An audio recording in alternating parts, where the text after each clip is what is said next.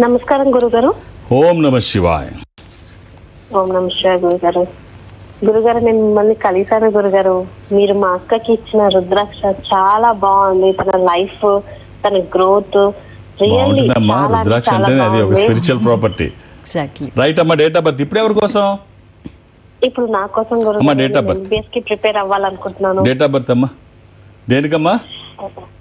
MBBS కి prepare right అమ్మా. Date of birth 24 8th month August 24.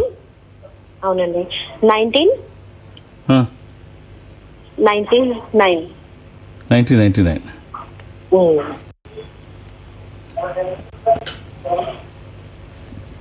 అమ్మా, మంగళవారం పుట్టినట్టు తెలుసు కదా? అవును గురుగారు. అలాగే ఇది త్రయోదశి శుక్లపక్షము, చతుర్దశి వస్తుండగా పుట్టారు. ఇది మకర రాశి, శ్రవణ నక్షత్రము, వెంకటేశ్వర స్వామి జన్మ నక్షత్రం. బాగుందమ్మా, జాతకం బాగుంది. ఒక్క రుద్రాక్ష చెప్తాను, అవకాశం ఉంటే ధరించే ప్రయత్నం చేయండి.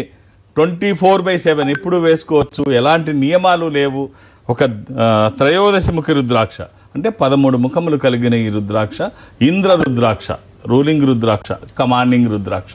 అనుకున్నది సాధించడానికి, సంకల్పం సిద్ధించడానికి, కోర్కెల సాఫల్యం కోసం జాతకపరంగా అవసరమైంది కూడా త్రయోదశి అంటే 13. అది కుదరకపోతే 12, ద్వాదశముఖి, సూర్యస్వరూపం, ఉన్నతమైన స్థితి కోసము, అనారోగ్య సమస్యలు లేకుండా బ్రైట్ ఫ్యూచర్ కోసము. మన దగ్గర ఉన్న సంపదలు ఏ మేరకు ఉపయోగపడతాయో తెలియదు, కానీ ఈ స్పిరిచువల్ ప్రాపర్టీ వచ్చిన తర్వాత ఖచ్చితంగా ఉన్న స్థితి నుంచి ఉన్నతంగా ఎదుగుతారు. వ్యతిరేక శక్తులు దరిదాపులకి రావు. విజయాలు ఎప్పుడూ మన పక్కనే ఉంటాయి. రీజన్ ఏంటంటే ఇది రుద్రాక్ష స్వయం ఈశ్వర స్వరూపం. ఈశ్వరుడు ఈజ్ ఎవ్రీథింగ్. ఆయనే అన్నీ. ఆయనే మనతో రుద్రాక్ష రూపంలో గుండెల మీద నడయాడుతూ ఉంటే ఇంకా వ్యతిరేక శక్తులు రావడం కానీ, విజయాలు లేకపోవడం కానీ ఎందుకు ఉంటాయి? ఎలాంటి ఆహార నియమాలు లేవు, ఎప్పుడూ వేసుకోవచ్చు.